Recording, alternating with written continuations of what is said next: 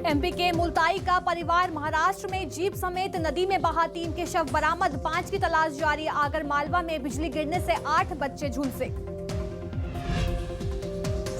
छत्तीसगढ़ के बस्तर में बारिश का रेड अलर्ट, भारी बारिश से शबरी नदी उफान पर, आंध्र प्रदेश से टूटा संपर्क। सुकमा में जान जोखिम में डालकर नदी पार कर रहे लोग। एमपी में निकाय चुनाव के दूसरे और आखिरी फेज के लिए मतदान जारी। 5 नगर निगम के लिए सुबह 7 बजे से शाम 5 बजे तक मतदान। संगठन की मजबूती को लेकर सीएम बघेल का मंत्र, कहा कार्यकर्ता काम नहीं कर रहा तो बात करें, नाराजगी दिखाने से नहीं चलेगा काम। शिवपुरी में सरपंच से प्रमाण पत्र के बदले मांगे 1.5 लाख रिश्वत लेते। खनियाधाना तहसीलदार गिरफ्तार, सरपंच की शिकायत पर लोकायुक्त ने पकड़ा।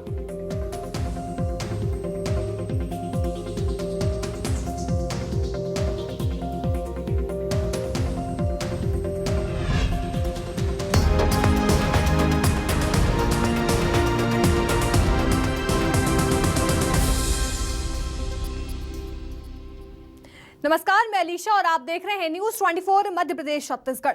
रुक करते हैं बड़ी खबर का। खबर बीजापुर से है, जहां लगातार हो रही बारिश से नदी नाले उफान पर हैं।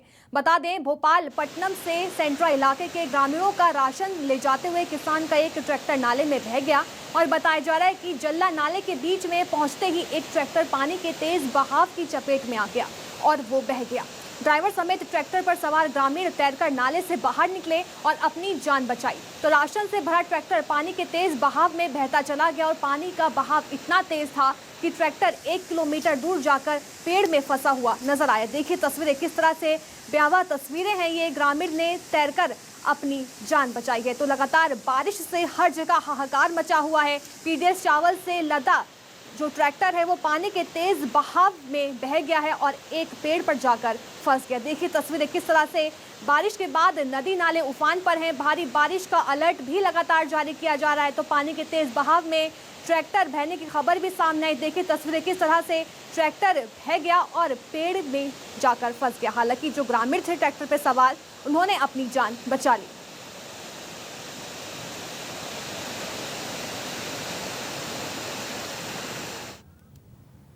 तो वहीं कांकेर में लगातार बारिश का दौर जारी है। भारी बारिश से नदी नाले उफान पर हैं। कई इलाकों का संपर्क भी टूट चुका है और कई गांव टापू में तब्दील हो गए हैं। तो जान जोखिम में डालकर नदी पार करने को लोग जो है वो मजबूर हैं। देखिए तस्वीरें, किस तरह से नदी नाले उफान पर हैं। हालांकि लोग जो हैं वो बाज नहीं आ रहे हैं नदी नालों को पार करते हुए। देखिए किस तरह से लोग अपनी जान जो है वो जोखिम में डाल रहे हैं। जो गांव हैं वो टापू बन चुके हैं। तो लगातार बारिश के चलते, भारी बारिश के चलते छत्तीसगढ़ में हाहाकार मचा हुआ है।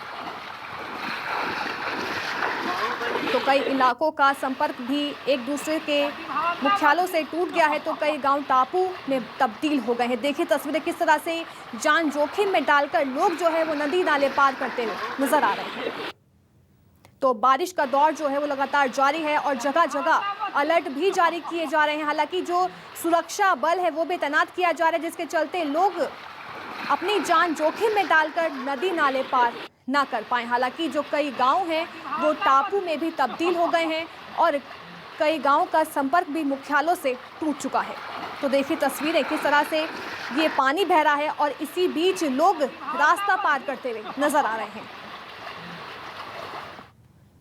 राजनांदगांव में बारिश ने तबाही मचा रखी है। बारिश ने विकास के दावों की पोल खोल कर रख दी। बारिश में फिर तालाब में तब्दील हो गया है। बता दें, अस्पताल भी पानी से लबालब भरा हुआ नजर आ रहा है और बारिश के चलते वार्डों में बारिश का पानी घुस गया है। अस्पताल का ड्रेनेज सिस्टम फेल हो गया है। हालांकि ये तस्वीर साफ तौर पर जाहिर कर रही है कि कितनी व्यवस्थाएं दुरुस्त थी अस्पताल में। और कुछ दिन पहले भी ओटी रूम और वार्डों में पानी भरने की तस्वीरें सामने आई थी। देखिए ये अस्पताल है और पूरे अस्पताल में पानी भर गया है। देखा जा सकता है कि किस तरह से दावों की पोल खुलती हुई नजर आ रही है। तो ये तस्वीर राजनांदगांव के एक अस्पताल की है, जहां अस्पताल के अंदर पानी भर गया। देखिए किस तरह से लोग जो हैं वो पानी में खड़े हुए हैं। इससे पहले भी ओटी वार्डों में और रूम्स में पानी भर चुका था।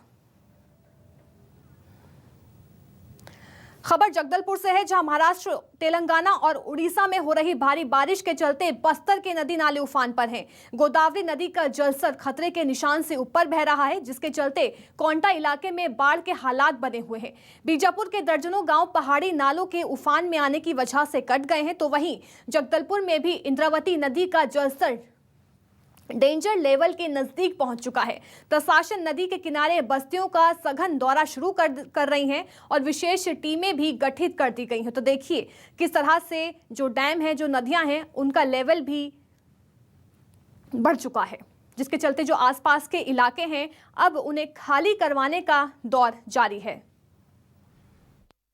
बस्तर में पिछले 3 दिनों से लगातार बारिश का कहर जारी है और जिस तरीके से बारिश बस्तर में हो रही है, पिछले कुछ दिनों से बारिश नहीं हो रही थी, जिसको लेकर किसान परेशान नजर आ रहे थे और खेती किसानी वे नहीं कर पा रहे थे। लेकिन अब जिस तरीके से बस्तर में बारिश हो रही है, जनजीवन अस्त व्यस्त नजर आ रहा है और जो वार्ड हैं, वार्डों में पानी भर गया है, कई गाँव से संपर्क टूट गया है और आप देखेंगे कि ये करीब 3 से 4 गाँव को शहर कनेक्ट करता है और इसमें पूरा जलमग्न हो गया है और जिसकी वजह से जो है रोड बाधित हो गया है। कोई भी ग्रामीण जो है वो शहर नहीं पहुंच पा रहे हैं और शहर से कोई भी व्यक्ति जो है वो गांव तक नहीं जा पा रहा है। ये सभी स्थिति को देखते हुए बस्तर कलेक्टर ने सभी जो एनडीआरएफ की टीम है और सभी टीमों को गठित करके अलर्ट मोड पर रखा हुआ है कि अगर किसी भी प्रकार का जल भराव नजर आता है या फिर किसी भी प्रकार की स्थिति बनती है तो उसे कंट्रोल में किया जाए और सभी जगह जवानों की तैनाती कर दी गई है और लगातार जो है जवान अपनी इक्विपमेंट को लेकर और जहां जहां जल भराव वाली स्थिति है वहां पर पहुंच रहे हैं और सबको सुरक्षित करने की यहां पर कोशिश की जा रही है, क्योंकि जल भराव वाली जब स्थिति होती है तो लोग भी बड़ी संख्या में पहुंचते हैं इसे देखने के लिए, जिसको लेकर यहां पर जवानों की तैनाती कर दी गई है और बैरिकेड भी यहां पर लगा दिया गया है। कुछ दूर पहले बैरिकेड लगाया गया, इसके बाद से रस्सी से यहां पर लगाया गया है ताकि लोगों को अंदर आने से मना किया जा सके। लेकिन फिर भी लोग जिस तरीके से पहुंचते हैं इस स्थिति को देखने के लिए और पानी जिस तरीके से सुबह से ही बढ़ते नजर आ रहा है, कुछ देर पहले जब सुबह की स्थिति थी तो पानी का जलस्तर जो है वो कम था, लेकिन अब धीरे धीरे बढ़ते हुए जा रहा है।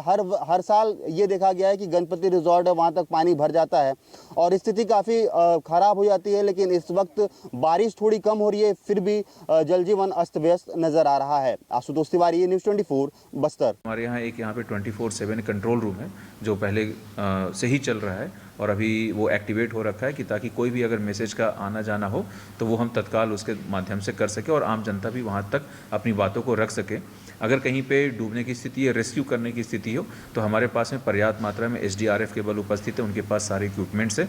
साथ ही साथ में हमारे जो होमगार्ड के जवान हैं वो लोग भी पूरी तरह से तैयार हैं। तो ऐसी कोई भी अगर आती है हमारे सामने दिक्कतें या चुनौतियाँ आती है तो हम जिला प्रशासन जो है पूरी तरह से तैयार है।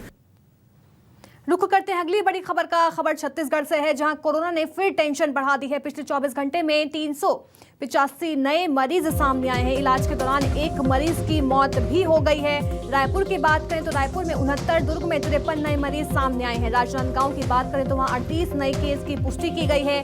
कोरोना पॉजिटिव रेट 3.05% हो गया है। तो ये बड़ी खबर, जहां छत्तीसगढ़ में एक और बार कोरोना के केसेस देखने को मिल रहे हैं। पिछले 24 घंटे में 385 नए मामले सामने आए हैं। राजनांदगांव में भी 38 नए केस की पुष्टि हुई है।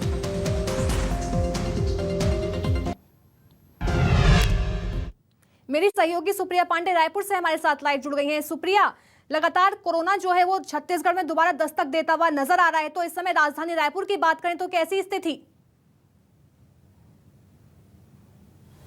बिल्कुल, देखिए अगर हम रायपुर की बात करें तो सबसे ज़्यादा मामले यहीं से आ रहे हैं। रायपुर और दुर्ग में सबसे ज़्यादा मामले सामने आ रहे हैं। पूरे प्रदेश भर की बात करें तो लगभग 1900 जो एक्टिव केस है वो नज़र आ रहे हैं और 1900 एक्टिव केस में 600 जो केसेस है वो रायपुर और दुर्ग से ही अकेले सामने आए। तो यहाँ पर आप देख सकते हैं कि किस तरीके से यहाँ पर संक्रमण की रफ्तार लगातार बढ़ती हुई नज़र आ रही है और बीते 24 घंटों में अब 385 यानी कि 400 के करीब मरीज सामने आ रहे हैं। एक मरीज की मौत हो गई जो वाकई में चिंता का विषय है। हालांकि कुछ लोग स्वस्थ होकर घर भी लौटे हैं, लेकिन कोरोना के जिस तरीके से आंकड़े बढ़ रहे हैं वो वाकई में चिंता बढ़ा रहे हैं, क्योंकि लगातार हम देख रहे हैं कि अब आंकड़े में इजाफा होता हुआ नज़र आ रहा है। पहले हम बात करें तो पहले हमने देखा था कि 24 घंटे में 100 मरीज सामने आते थे, फिर 200 बढ़े, फिर 300 और अब 300 से ज़्यादा, यानी कि अब 400 के करीब मरीज सामने आने लगे हैं। तो आने वाले दिनों में जो कोरोना के केसेस है उसमें इजाफा होता हुआ नज़र आ सकता है। लेकिन अगर हम राज्य की बात करें या फिर प्रशासनिक किसी तरह की जो कार्रवाई है या फिर आदेश की बात करें तो अभी फ़िलहाल यही स्थिति है कि जो हॉस्पिटल्स में है वहाँ पर ये कहा गया है कि मतलब हर हॉस्पिटल में आने वाले व्यक्ति को कोरोना जांच कराना अनिवार्य होगा। इसके अलावा बॉर्डर्स पर चेकिंग की व्यवस्था की गई है। इसके अलावा किसी भी तरह की सुरक्षा के इंतज़ाम अभी फ़िलहाल के लिए नहीं किए गए हैं। तमाम अगर हम सार्वजनिक स्थानों पर देखें तो वहाँ पर मास्क को लेकर लोगों को जागरूक नहीं किया जा रहा है। तो वहीं अगर हम और भी कई इलाकों की बात करें जहां पर लोग जागरूक नहीं हैं तो वहां उन जगहों पर भी जागरूक नहीं किया जा रहा है। इसके अलावा टीकाकरण की अगर हम बात करें तो टीकाकरण की रफ्तार भी काफ़ी धीमी है।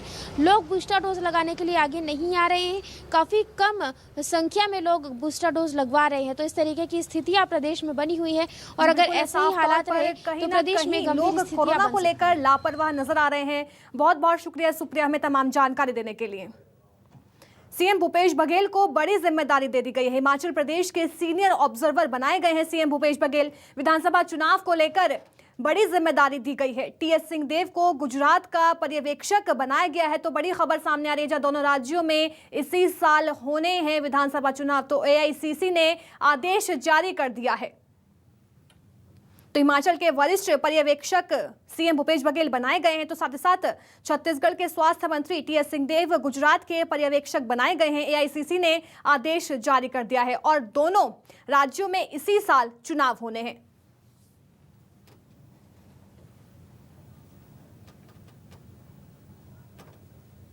राष्ट्रपति चुनाव को लेकर सीएम ने बीजेपी पर तंज कसा है। बीजेपी नेता करें अपने पुराने साथी का सहयोग, सीएम ने सवाल भी उठाए हैं। बता दें आइडियोलॉजी का है पूरा सवाल। सीएम भूपेश बघेल ने पूरे मामले को लेकर बयान दिया है। केंद्रीय मंत्रियों के छत्तीसगढ़ दौरे पर भी सीएम ने बयान दिया। गुजरात मॉडल फेल हो चुका है और छत्तीसगढ़ मॉडल को देखने केंद्रीय मंत्री आ रहे हैं। तो सीएम भूपेश बघेल ने बीजेपी पर तंज कसते हुए अपना बयान दिया।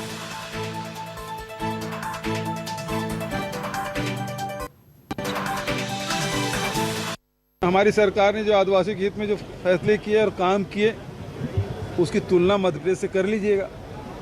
आदिवासियों की जीवन स्तर ऊपर उठाने में, उनको अधिकार देने में सारे व्यवस्था छत्तीसगढ़ में की गई है, उतना उनके शासित राज्यों में किया है कि नहीं किया है, तुलना कर ले। देखने आ रहे हैं छत्तीसगढ़ में, क्योंकि गुजरात मॉडल फेल हो चुका है, तो छत्तीसगढ़ मॉडल किस प्रकार से काम कर रहे हैं, यहाँ कैसे काम हो रहा है वो देखने आ रहे हैं और प्रशंसा करके जा रहे हैं। अच्छी बात है। केंद्र में पिछले 8 साल से उनकी सरकार है, कितने लोगों को रोजगार दे, पहले सूची जारी करें, और उनके कार्यकाल में कितने बेरोजगार हुए उसकी सूची जारी करें, ये तो पहले बताएं। और बताएं कि अग्निवीर जैसे क्या चिकित्सा वीर बनाएंगे, शिक्षक वीर बनाएंगे, क्या क्या वीर बनाएंगे वो तो बताएं। मैं तो दिवस अपना देख रहे हैं रमन सिंह जी,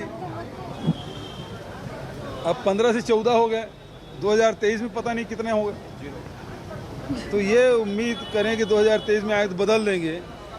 तो छत्तीसगढ़ की जनता, यहाँ जो छत्तीसगढ़ के महापुरुषों का नामकरण किया गया है, उसके कार्यकाल में छत्तीसगढ़ के महापुरुषों को कोई स्थान नहीं मिलता था, उनका नाम लेना भी वो उचित नहीं समझते थे। हमने सारे महापुरुषों के नाम से चौक चौराहे भी किए, सड़कों के भी नामकरण किया है। यदि रमन सिंह जी सहमत हो तो उसके भी नाम से इस चौक को रख सकते हैं। यदि भारतीय जनता पार्टी में यदि आत्मा की आवाज़ के आधार पर हो तो उनके पुराने साथी हमारे विपक्ष के कैंडिडेट हैं। तमाम भारतीय जनता पार्टी के नेताओं को अपने पुराने साथी का सहयोग करना चाहिए। रुक करते हैं बड़ी खबर का। खबर बिलासपुर से है, जहां शराबी युवक का कारनामा देखने को मिला है। शराब के नशे में बाइक में शराबी ने आग लगा दी, बाइक जलकर राख हो गई है। बता दें 2 शराबियों में पूरा विवाद हुआ था। सरकंडा थाना क्षेत्र की पूरी घटना बताई जा रही है, जहां शराबी ने अपना कारनामा दिखाया। 2 शराबियों में विवाद हुआ, जिसके बाद एक शराबी ने बाइक में आग लगा दी। देखिए तस्वीरें किस तरह से बाइक धू कर जलती हुई नजर आ रही है।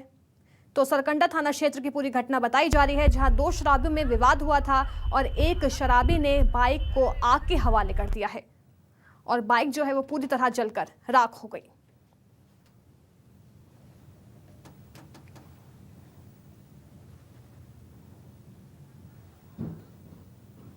कोरोना वैक्सीनेशन में लगे कर्मचारियों को दी जाने वाली प्रोत्साहन राशि में 1,57,00,000 रुपए की गड़बड़ी सामने आई है। सीएमएचओ डॉक्टर प्रमोद महाजन को सौंपी रिपोर्ट में इसके लिए बीएमओ और बीपीएम को जिम्मेदार बताया गया। इसके बाद सीएमएचओ ने दोषियों से रिकवरी की बात कही है। 2 महीने पहले छत्तीसगढ़ स्वास्थ्य कर्मचारी संघ ने सीएमएचओ डॉक्टर प्रमोद महाजन से मामले की शिकायत की थी और इस पर डॉक्टर महाजन ने 7 सदस्यीय जांच टीम का गठन किया था। जांच में 1,57,00,000 रुपए का भुगतान पात्रों किए जाने की पुष्टि हुई है और इसके बाद सीएमएचओ डॉक्टर महाजन ने इस राशि की रिकवरी कर दोषियों पर कार्रवाई की बात भी कही है। वही रिपोर्ट आई ना, वो रिपोर्ट आई है, उसको देखकर कार्रवाई करते हैं, नहीं तो वसूली करेंगे हम, उन्हीं से वसूली करना पड़ेगा हमको। तो आपने इसके लिए कोई निर्देश जारी किया? निर्देश जारी करना है उसको। क्या जारी करेंगे सर? वही उनके अकाउंट से किया जाए करके निर्देश, है ना।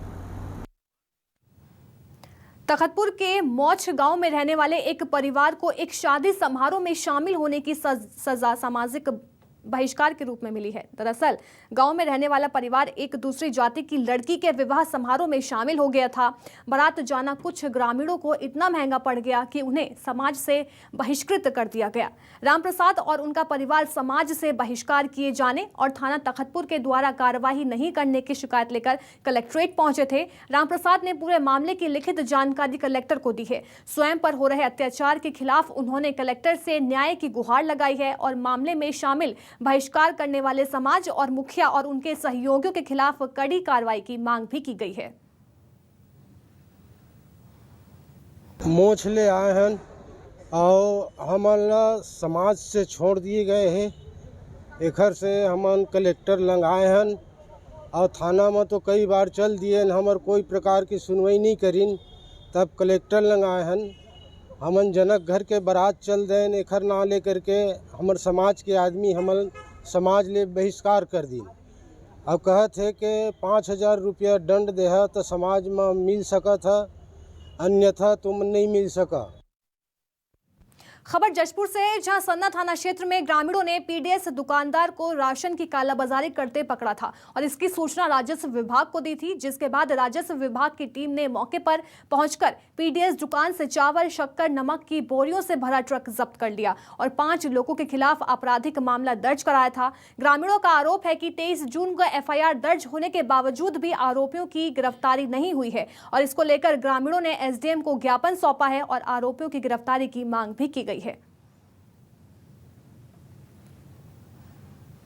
उनका एफआईआर दर्ज होने पर भी आज तक पुलिस प्रशासन के द्वारा उन आरोपियों के ऊपर आज तक कोई कार्रवाई नहीं की जा रही है। अतः हम एसडीएम को अवगत कराने के लिए आए हैं और अगर पुलिस प्रशासन उस पर कार्रवाई और दबाव नहीं डालेगी तो हम पूरे जनता के माध्यम से हम लोग आक्रोशित हुए हैं और हम लोग आंदोलन छेड़ने के इरादे से हम यहाँ पे आए हुए हैं। ग्राम पंचायत फुलझर में चावल ब्लैक किया जा रहा था चावल, जिसको मौके पर ग्रामीणों के द्वारा पकड़ा गया और उसमें मौके पर आके तहसीलदार और थाना प्रभारी और फूड इंस्पेक्टर और पटवारी के द्वारा जब्तीनामा बना के कार्रवाई की गई वहाँ। उसके बाद एफआईआर दर्ज हुआ और एफआईआर होने के बाद भी उसमें आज तक किसी की गिरफ्तारी नहीं हुई, न कोई कार्रवाई हो रही है, जिसमें ग्रामीणों में भारी आक्रोश है। इसलिए आज हम एसडीएम कार्यालय एसडीएम के पास ज्ञापन देने आए हैं कि उसमें कोई कार्रवाई नहीं की जा रही है। क्यों नहीं की जा रही कार्रवाई? खबर रायगढ़ से है, जहां एक युवक को मामूली सी बात पर जान से मारने की धमकी मिली गई। दरअसल जिले के डिमरापुर में अनीश सिंह को एक युवक ने रामलीला मैदान पर बुलाकर गाली गलौज कर मारपीट की और अनीश का फोन छीन लिया, जिसके बाद इस फोन में से इसका पर्सनल डेटा भी डिलीट कर दिया। मामले की शिकायत युवक ने थाने में की तो उसे जान से मारने की धमकी दे डाली। फिलहाल पुलिस ने आरोपी को गिरफ्तार कर लिया है। रामलीला मैदान के पास कोतवाली थाना क्षेत्र रायगढ़ की घटना बताई गई है रविवार की, जिसमें एक पीड़ित जो है अनीश सिंह उम्र 17 वर्ष, उसके द्वारा एक रिपोर्ट दर्ज कराई गई है कि आकाश शर्मा नाम के युवक ने उसके साथ गाली गलौज करते हुए, मारपीट करते हुए उसका मोबाइल लूट लिया था। और इस रिपोर्ट पर अपराध दर्ज करके धारा 294, 323, 506 और 393, 394 जो सुसंगत धाराएं हैं आईपीसी की, उनके तहत अपराध दर्ज करके आरोपी को गिरफ्तार करके आज रिमांड पर भेजा जा रहा है कोतवाली पुलिस द्वारा। दुर्ग में चोरी की घटनाएं लगातार बढ़ती जा रही हैं, जिसको लेकर पुलिस एक्शन मोड में दिखाई दे रही है। पुलिस ने पिस्टल के साथ 3 अपराधियों को गिरफ्तार कर लिया है। आरोपियों के पास से एक कारतूस भी बरामद की गई है। पूछताछ में आरोपियों ने बताया है कि वो पिस्टल दिखाकर लोगों में डर का माहौल बनाते हैं और फिलहाल पुलिस आरोपियों का आपराधिक रिकॉर्ड खंगाल रही है। Crime branch, cyber cell, crime branch और ओल्ड एप्लाई थाने की संयुक्त कार्रवाई है, जिसमें एक सोशल मीडिया में एक छोटा सा क्लू मिलने पर से साइबर सेल की टीम ने उसको डेवलप किया और ओल्ड एप्लाई और ये क्राइम ब्रांच की टीम ने संयुक्त रूप से कार्रवाई करते हुए 3 आरोपियों को गिरफ्तार किया, जिनके पास से एक देसी पिस्टल और मैगजीन और 3 जिंदा कारतूस इनके पास जब्त हुए हैं। इनका ऐसा कहना है कि ये पिस्टल जो है इंदौर मध्य प्रदेश से लाया हुआ है। खबर भिलाई से है, जहां रिश्वत लेने के आरोप में 2 आरक्षक सस्पेंड कर दिए गए हैं। महिला के फंसे पैसे दिलाने के बदले उन्होंने रिश्वत मांगी थी, जिसके बाद उनकी गिरफ्तारी हो चुकी है। आपसी लेन देन के पैसे नहीं लौटाने से ये पूरा मामला जुड़ा हुआ था। महिला ने पैसे दिलाने की शिकायत थाने में की थी। दोनों आरक्षकों ने महिला से 10% की रिश्वत मांगी थी, जिसके बाद पुलिस ने अब आरोपियों को गिरफ्तार कर लिया है। महिला ने आरक्षकों से रिश्वत मांगने का वीडियो भी बनाया और एसपी ने आरक्षक विजय और कृष्णा को सस्पेंड कर दिया है। तो एसपी ने आरक्षक विजय और कृष्णा को सस्पेंड कर दिया है और दोनों आरोपी जो हैं वो गिरफ्तार कर लिए गए हैं। महिला के पैसे दिलाने के बदले में रिश्वत मांगी गई थी और 10% रिश्वत मांगने का मामला सामने आया है।